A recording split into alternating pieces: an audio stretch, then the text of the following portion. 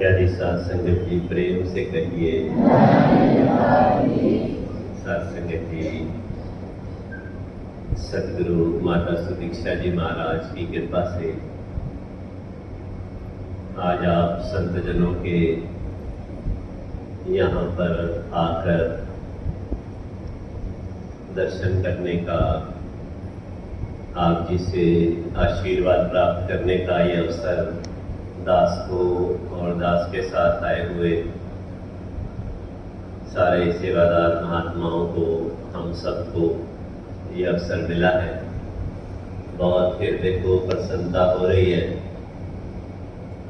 यहाँ पर जो प्रेमा भाव देखने को मिल रहा है, जो एक भक्ति का वातावरण, हर चेहरे पर एक प्रेम, एक संतुष्टि का भाव, ये नज़र आना ही अपने आप में इस बात का संकेत है कि जिस स्थान पर, जिस अवस्था पर हमें ब्रह्म ज्ञान लेकर जा सकता है, पहुंचा सकता है, संतों महात्माओं की शिक्षाओं को धारण करते हुए बहुत से चेहरे ऐसे नज़र आ रहे थे जहाँ पर प्रेम, शांति, भक्ति, ये वाले भाव स्पष्ट पता लग रहे थे। साथ संगत जी, ये सदगुरु की कृपा है कि इसने हमें ब्रह्म ज्ञान देकर ये हमारी जो जन्मों जन्मों की भटकन थी, पुनरपि जननम पुनरपि मरणम वाला जो circle, cycle of birth and rebirth, इससे हमें मुक्ति दिलाने का इंतज़ाम कर दिया। हमें ब्रह्म ज्ञान देकर इस रमे हुए राम, ईश्वर, परमात्मा, इसके दर्शन करा दिए और फिर दया करके साथ संगत में बैठना सिखा दिया। संतों का संग मिलने लग गया, संतों के वचन सुनने को मिलने लग गए। फिर क्या हुआ? फिर जो मन सुखों से दूर था, अपने आप ही बहाने बनाकर उदास कर लेता था, अपने आप ही कुछ कल्पना सोचकर दुखी हो जाता था, वो मन अपने आप ही भक्ति में लग गया। और जैसे ही मन भक्ति में लगा, हम जैसे थे, हम जितने थे, हम जिस अवस्था में थे, वहीं पर हम शांत होते गए, हम सुखी होते गए, ठहराव में आते गए। वास्तविकता में इसको कहा है कि ये मन अपने आप ही भय उत्पन्न करता है, अपने आप ही अहम उत्पन्न करता है, अपने आप ही दूसरे विकारों को जन्म देता है और फिर अपने आप ही दुखी हो जाता है और सुखी हो जाता है। जब आपके पास आ जाता है, फिर साथ संगत इसको कहा है कि ये मन सदगुरु के पास बिक जाता है। बिक जाने का भाव क्या होता है कि जिस तरह से हे सदगुरु और निरंकार मेरा जीवन चल रहा है, ये चलता रहे, इसमें तो बहुत आनंद है, इसमें तो बहुत ठहराव है, इसमें बहुत स्थिरता है। आज समय के सदगुरु माता सुदीक्षा जी महाराज हमें एक ही बात समझा रहे हैं और वो है स्थिरता। स्थिरता क्या है? मन का इस स्थिर निरंकार प्रभु के साथ जुड़ जाना। और जिन्हों ने, जिन संतों, महापुरुषों, भक्तों ने, गुरसिखों ने इस बात को अपना लिया है जीवन में, उनसे मिलने पर फिर एक शांति महसूस होती है, एक प्रेम महसूस होता है, एक अपनापन का भाव आता है। और जब हम सत्संग में आ जाते हैं तो हमें ऐसे संतों के सहज भाव में दर्शन हो जाते हैं। जब दर्शन हो जाते हैं, फिर प्रेरणा मिलती है कि हम भी ऐसे स्थिर हो सकते हैं, हम भी ऐसे शांत हो सकते हैं। हमारे जीवन के उद्देश्यों में भी परिवर्तन आना चाहिए। हमारे जीवन जीने के जो टारगेट्स हैं, उसमें भी परिवर्तन आना चाहिए। हमारा वास्तविकता में संतजनों, मनुष्य जन्म जो मिलता है, इसका लक्ष्य क्या होना चाहिए, इसके बारे में भी कई बार विचार संतों महापुरुषों ने किए।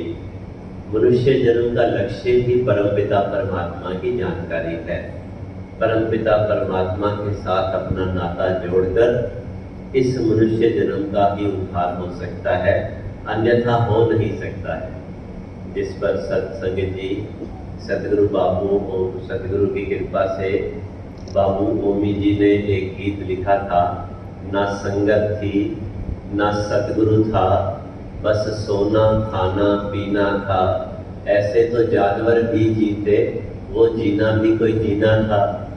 तो उन्होंने समझाया कि जिस तरह से जानवर भी अपना जीवन जीकर चले जाते हैं, कहाँ चले जाते हैं, किसी न किसी नए जन्म की ओर चले जाते हैं। इसी तरह से मनुष्य को भी कहा है कि अगर मनुष्य जन्म प्राप्त करने के बाद तूने अपना नाता परमपिता परमात्मा के साथ ना जोड़ पाया तो तुझे वापस 84 लाख जन्मों के चक्र में जाना पड़ता है। इसलिए हर इंसान का लक्ष्य जो होना चाहिए वो संसारिक दौलतें इकट्ठी करना ही नहीं होना चाहिए, वो और विद्वता प्राप्त करना ही नहीं होना चाहिए, वो और ताकत प्राप्त करना ही नहीं होना चाहिए, वो अपने बच्चों को अपने से भी अधिक धनवान विद्वान बनाना नहीं होना चाहिए।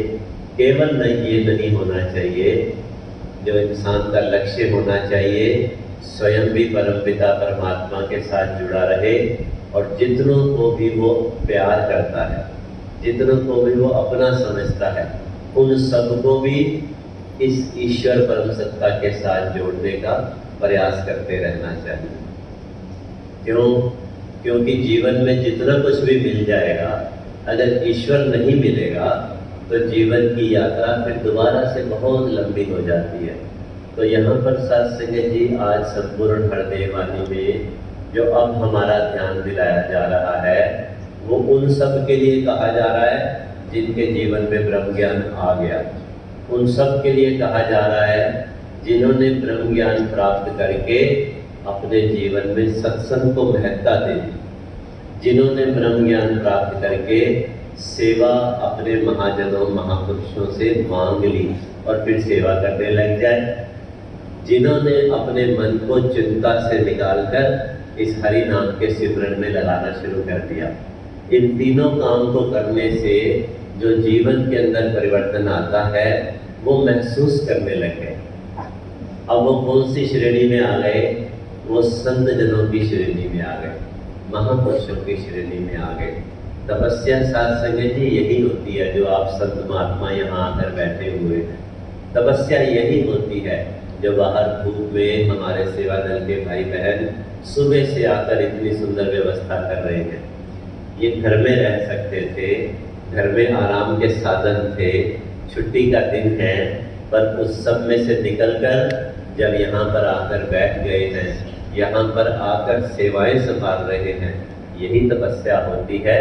जब हम संसार के प्रलोभनों से, संसार की विलासिताओं से, संसार के आकर्षणों से निकल के सत्संग के समय सत्संग पर आ जाते हैं।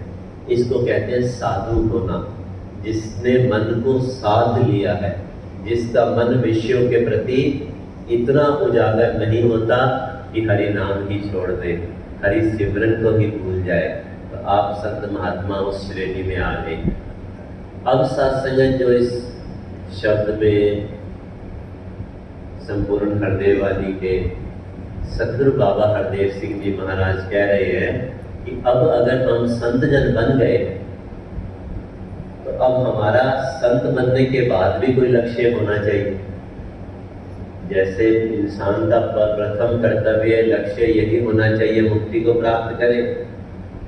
सत्संग आने से, सतगुरु की कृपा से ब्रह्म ज्ञान मिल गया है, इस लक्ष्य की प्राप्ति के मार्ग पर हम सब आ गए हैं। लेकिन अब इस मार्ग पर आने के बाद क्या हमारा लक्ष्य वही होना चाहिए जो ब्रह्म ज्ञान प्राप्त करने से पहले थे, या परिवर्तन आना चाहिए? दास के माता जी पहाड़गंज सत्संग में दिल्ली में जब शहंशाह बाबा अवतार सिंह जी महाराज स्वयं विचार किया करते थे, उनकी बात सुनाया करते थे घर में।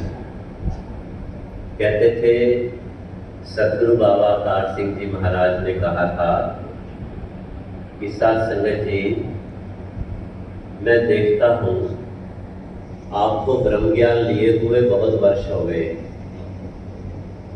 आपको सत्संग में आते हुए भी बहुत वर्ष हो गए, पर कई बार इस बात को महसूस करता हूं कि आपकी इच्छाएं भी वही हैं, आपकी कामनाएं भी वही हैं, आपके लक्ष्य भी वही हैं जीवन जीने के। फिर समझाते थे कि चलो आपकी इच्छाएं भी वही हैं, आपकी कामनाएं भी वही हैं, आपके लक्ष्य भी वही हैं, और फिर कमाल की बात है उनको हल करने के साधन भी वही हैं जो ब्रह्म ज्ञान लेने से पहले निहित होते थे, वही तरीके अपनाते हो। तो फिर बाबा जी ने कहा कि मैं ये सोचता हूँ वो ब्रह्म ज्ञान कहाँ रख दिया इन्होंने जो मैंने इनको दिया। अर्थात ब्रह्म ज्ञानी का जीवन जीने का नजरिया अलग हो जाता है। इंसान को जीवन में सुख चाहिए होता है, धन चाहिए होता है, शोहरत चाहिए होती है, इन सब चीजों की उसको आवश्यकता तो होती है, पर इन सब चीजों की प्राप्ति के लिए जिसके पास ब्रह्म ज्ञान नहीं है वो दुनियावी तरीके अपनाता है, अपनी अकल सूझबूझ से कई तरीके के काम करता है। पर संत महात्मा क्या करते हैं? संत महात्मा संतों की सेवा में जुट जाते हैं, संत महात्मा इस ईश्वर के साथ अपना नाता जोड़ने लग जाते हैं। पंजाबी में संपूर्ण अवतार वाली में बड़ा आसान तरीका बताया है। एक लंबा मार्ग है, एक कठिन मार्ग है, एक सरल मार्ग है, एक छोटा मार्ग है। और क्या कहा है? जिस धन की खातिर तो मानव उठकर दौड़ लगाता है, यदि संतों की सेवा कर ले स्वयं ही दौड़ा आता है। अब साथ संगत, एक तरफ तो इंसान धन के पीछे भागे और आपके पास आकर ये सिखलाई मिल जाती है, अगर संतों की सेवा करेगा तो धन तेरे पीछे भागेगा। फिर अगली पंक्तियों में भी समझाते हैं कि जिस इज्जत की प्राप्ति के लिए तू बड़े बड़े काम करता है, अगर तू संतों का सम्मान करने लग जाए तो तेरी इज्जत अपने आप ही बड़ी होने लग जाएगी, बढ़ने लग जाएगा। सारी बातें बताने के बाद फिर इसी शब्द में बाबा अवतार सिंह जी महाराज लिखते हैं, ये सारी जो चीजें हैं ये दुनियावी शक्तियां हैं, ये दुनियावी प्राप्तियां हैं, पर इन सबसे बड़ी शक्ति, इन सबसे बड़ी जो ताकत है वो है नाम की शक्ति, वो है सिमरन की शक्ति, इस प्रभु के ज्ञान की शक्ति। और ये कहाँ से मिलेगी? ये सतगुरु के दर पे शीश झुकाने को मिलेगी। तो जब हम अपनी सारी इच्छाएं, सारी कामनाएं, सारे भय, सारी चिंताएं लेकर सतगुरु की शरण में आ जाते हैं और फिर इसके ऊपर छोड़ देते हैं, तो फिर ये काम अपने आप होते जाते हैं। अब इस श्रेणी में आने के बाद अब हमें भी कोई सतगुरु ने लक्ष्य दिया है क्या? संत जनों को लक्ष्य दिया है। आज संपूर्ण हरदेव वाणी में सतगुरु बाबा हरदेव सिंह जी हम सबको कह रहे हैं कि लक्ष्य बड़ा है, सामने इसको संत जनों ने पाना है।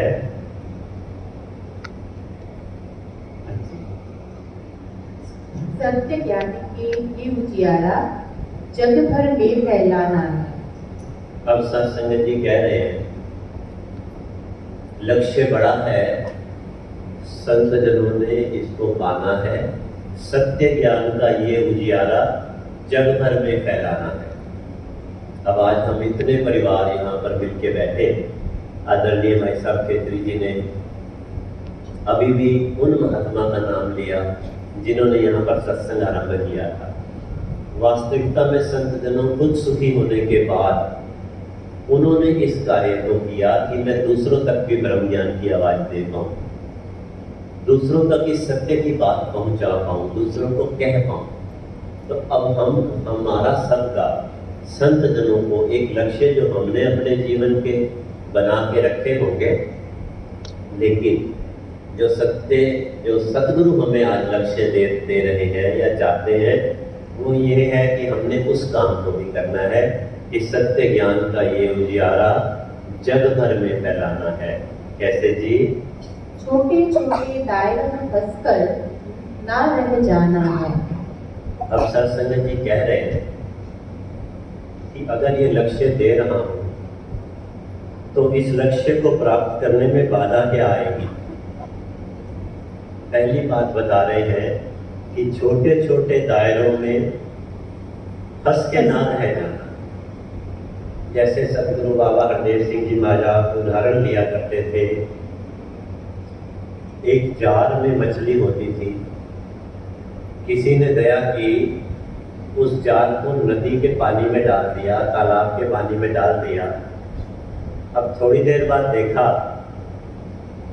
तो वो मछली उसी दायरे में ही घूम रही थी जहां पर पहले अपना उसका दायरा था। तो वो भी सोचने लगा कि इसको तो मैंने मुक्त किया है, लेकिन इसने तो अपने ऊपर ही बंधन डाल रखा है। तो सत्संग भाव क्या था, जब हमें ब्रह्म ज्ञान मिला तो ब्रह्म ज्ञान के बाद हमारी कोई जाति नहीं रही। हमारी जाति एक ईश्वर की जाति हो गई। हमारी कोई अपनी भोली भाषा का दायरा नहीं रहा है, तो लेकिन उस तक हम सीमित नहीं रहे। दुनिया का हर मानव अपना, सारा विश्व हमारा है।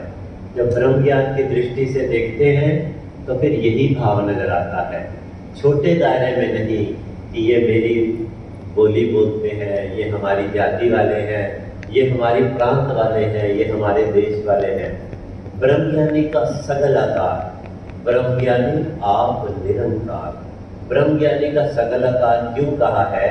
क्योंकि जितने आकार हैं, जितने शरीर नजर आते हैं, उन सब के अंदर वो उसी ईश्वर के दर्शन कर रहा होता है जो ईश्वर उसके अपने अंदर है।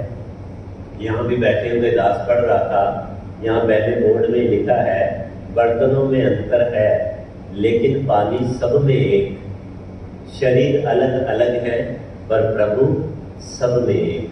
हम सब में एक दूसरे को धन निरंकार क्यों कहते हैं?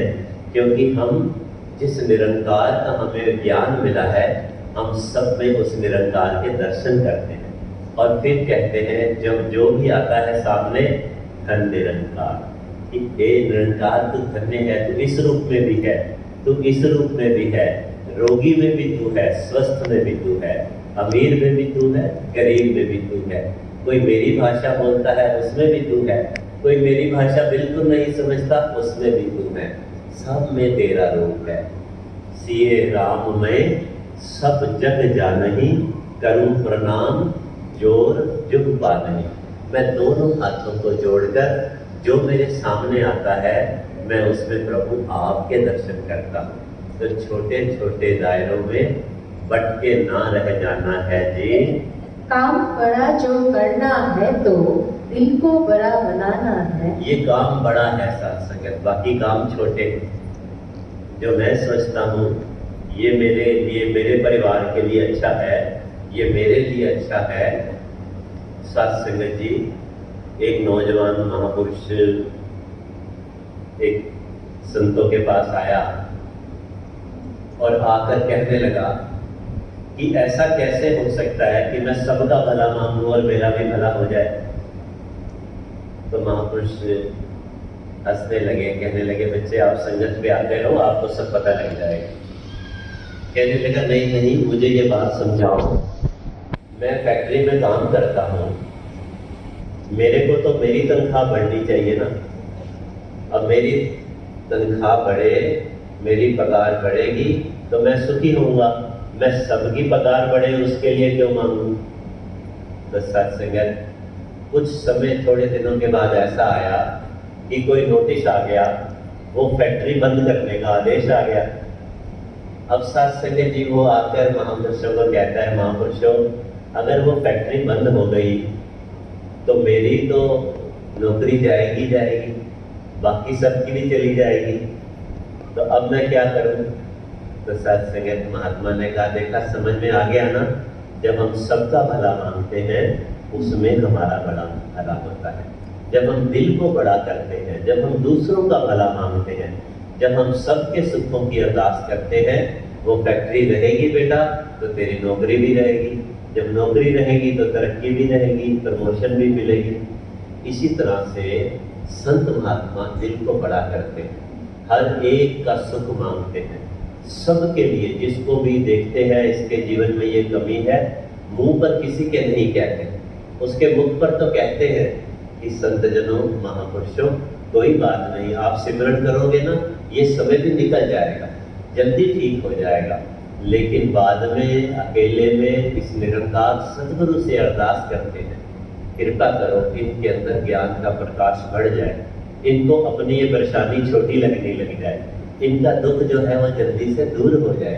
सामने नहीं, लेकिन इस निरंकार के सन्मुख होकर जब इस काम को करते हैं तो सब सुखी होते चले जाते हैं। मैं आपके लिए सुख मांगता हूँ, आप मेरे लिए मांगते हैं, अड़ोस पड़ोस के लिए सुख मांगते हैं। जब हम सबका भला मांगते हैं तो साथ संगत उसी में हमारा भला छिपा हुआ होता है। हाँ जी। प्रशंसा पाने का मन में भाव अगर आ जाएगा जी, फिर कहा दुनिया में हमसे परमानंद हो पाएगा। अब सत्संगत एक सावधानी सद्गुरु समझा रहे हैं। वो कह रहे हैं कि अच्छा हुआ आपने अपने स्वार्थ से ऊपर होकर जीना शुरू किया, अच्छा हुआ आपने परोपकार में कदम बढ़ाना शुरू किया, अच्छा हुआ आपने अपने दिल को विशाल करके दूसरों को माफ करना, दूसरों के लिए सुख मांगना शुरू कर दिया। पर इसके बाद एक ऐसा कारण है जिसमें आदमी ये सब करने के बाद भी सुखी नहीं रह पाता, फिर फंस जाता है, फिर दुखी हो जाता है। वो वाले सावधानी यहाँ पर बता रहे हैं कि खुद की प्रशंसा का मन में भाव अगर आ जाएगा, अगर अच्छा काम करने लग गए और फिर मन में अपनी ही प्रशंसा का भाव आ गया, तो कह रहे हैं वो बात नहीं, वो बात ठीक नहीं है। खुद की प्रशंसा का मन में भाव अगर आ जाएगा, फिर कहाँ तुमसे ये परमानंद हो पाएगा।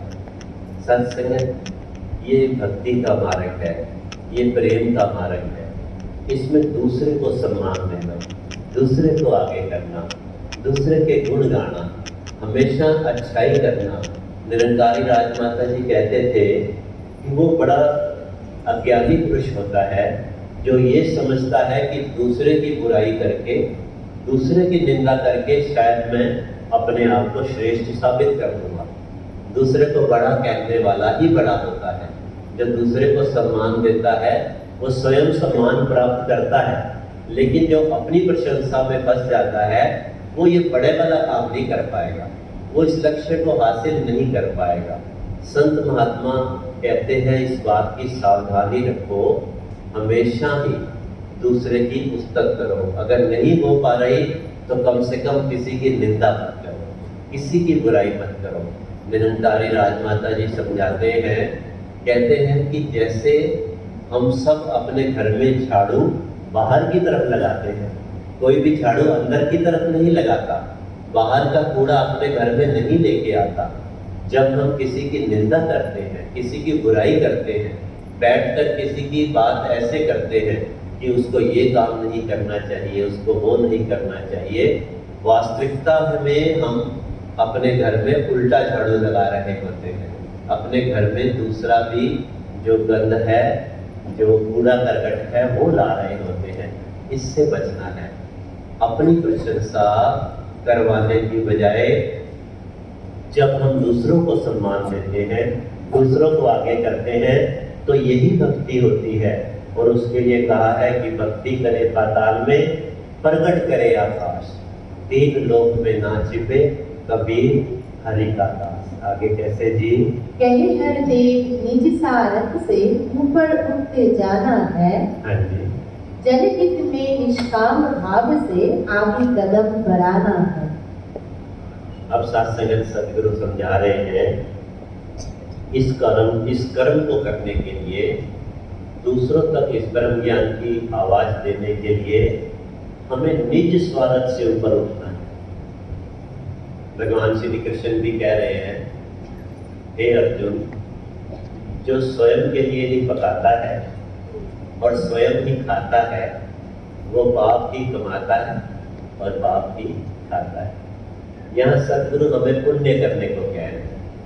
ये ठीक है, हमें ब्रह्म ज्ञान मिल गया, ये ठीक है, ब्रह्म ज्ञान प्राप्त करने के बाद हम सुखी हो गए, स्थित हो गए, हम सत्संग में आए, हमने अपना आनंद लिया और हम अपने घर को चले गए।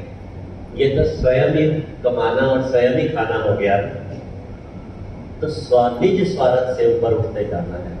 निज स्वार्थ से ऊपर वो उठे हैं जिन्होंने अपने पड़ोस में, जिन्होंने अपने रिश्तेदारों में, जिन्होंने अपने जानकारों में इस बात को जाकर कहा है कि हमें पूरा सतगुरु मिल गया है, हमें ब्रह्म ज्ञान मिल गया है, अब हमारा आवागमन का चक्र समाप्त करने वाला सतगुरु हमारे साथ है, आप भी सत्संग पे चलो, आप भी आएंगे तो आपको अपने आप ही आनंद मिलने लग जाएगा, सुख मिलने लग जाएगा, जीवन अच्छा होने लग जाएगा।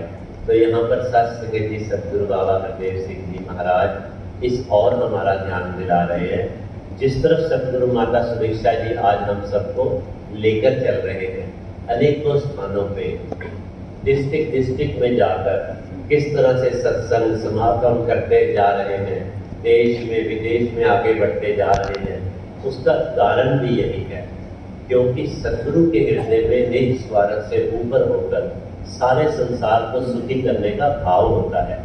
हमारे भी जो महात्मा, हमारे जो इंचार्ज साहब हैं, हमारे संयोजक हैं, हमारे मुखी महात्मा हैं, हमारे सेवादल के अधिकारी महात्मा हैं, अपने अपने काम इनके भी हैं, गृहस्थ की जिम्मेदारियां इनकी भी हैं, लेकिन ये निज स्वार्थ से ऊपर उठकर हमारे सुखों के लिए हमें सत्संग पर आने को कहते हैं। जो हमने बचपन से सुना है, हमारा सबसे बड़ा मित्र वो है जो हमें सतगुरु के साथ जोड़ता है, जो हमें सत्संगत और ज्ञान के साथ जोड़ता है। तो हमने भी बड़ा मित्र बनना है उनका जिनके जीवन में अभी ब्रह्म ज्ञान नहीं है। बड़ा मित्र बनना है उनका जो किसी कारण से सत्संग में आने से रुक गए हैं बिना किसी बात के। और सतगुरु माता सुरेंद्र जी महाराज का वरदान है कि कोई किसी भी कारण से अगर सत्संग में आते हुए कदम रुक गए हैं, आपने सिर्फ जाकर कहना ही है, बस बाकी काम निरंकार अपने आप कर लेगा, आपको कोई बोझ नहीं उठाना पड़ेगा। इतना ही कहना है कि बहन जी, भाई साहब, महापुरुषों जी, कोई भी बात है ना उसको छोड़ो, आप अपने मन को बड़ा करो, विशाल करो और सत्संग में आओ। बस इतने से आप उनके मित्र हैं, आप उनके साथी हैं। दास भी शास्त्र में सतगुरु के चरणों में अरदास करता है कि पहले तो मन के अंदर ये स्थिरता, ये ज्ञान बैठ जाए, खुद को पता हो कि इससे बड़ा सुख और कोई नहीं है। इस निरंकार, इस ब्रह्म ज्ञान को प्राप्त करने के बाद अगर इंसान सोचता है कि दुनियावी सुखों से कोई सुखी होता है तो फिर उसको सिमरन और करने की आवश्यकता है, फिर उसको सेवा और करने की आवश्यकता है। क्योंकि जब उसके मन के अंदर अपनी शांति स्थापित होगी, फिर वो दूसरों को डंके की चोट पे कह पाएगा कि मैं सुखी हो गया हूँ। जिन संतों महापुरुषों की तस्वीरों के आगे आज हम हाथ जोड़ते हैं, जिन महापुरुषों के भजनों को गाकर हमारे मन को शांति महसूस होती है, संत जनों ब्रह्म ज्ञान उनको भी यही मिला था, कोई दूसरा नहीं मिला था। क्योंकि निरंकार तो यही है। आज से 10,000 वर्ष पूर्व भगवान श्री राम जी को जब ज्ञान दिया जा रहा है, ब्रह्म ज्ञान दिया जा रहा है, साथ संगत उसमें ब्रह्म ज्ञान की बात कैसे बताई जा रही है। भक्त प्रहलाद के जीवन की चर्चा की जाए। भक्त प्रहलाद को जो ब्रह्म ज्ञान मिला वो कैसे मिला। उस माता ने, जो कुम्हार की पत्नी थी, उसने घड़े के अंदर, जो एक घड़ा है, उस घड़े के अंदर उन्होंने, घड़े वाले बर्तन के अंदर उन्होंने दिखाया, ये देखो इसके अंदर क्या है। तो उन्होंने कहा नजर तो कुछ नहीं आ रहा, और ये बर्तन के बाहर क्या है। उन्होंने कहा वही है जो बर्तन के अंदर है, वही बर्तन के बाहर है, चारों तरफ समाया हुआ ये निरंकार। आज भी शास्त्र में जब हमें 2 तलियों का इशारा दिया गया, जिन्होंने भी ब्रह्म ज्ञान लिया, तो यही तो कहा 2 तलियों के बीच में क्या दिखाया सतगुरु ने, और जब तलियां हटाई यही तो निरंकार चारों तरफ नजर आने लगा। संत जनों तब भी यही निरंकार का ज्ञान था, यही ईश्वर है। इसी ईश्वर के ज्ञान से वो महात्मा इतनी उत्तम अवस्था को प्राप्त हुए। वही ज्ञान से हम सब भी उसी अवस्था पर पहुंच सकते हैं। और आप में बहुत से ऐसे बैठे हैं जो उसमें स्थित हैं, दाता कृपा करे ये स्थिरता जीवन में बनती चली जाए, ताकि जो सदगुरु का लक्ष्य है वो हमारा लक्ष्य बन जाए। जन जन तक इस ज्ञान की आवाज पहुंचे, ताकि हर कोई अपने मनुष्य जन्म को सत्संग जीत कर जाए, ये बाजी हार के ना जाए। यही अरदास प्रार्थना के साथ दास क्षमा चाहता है, प्रेम से कही।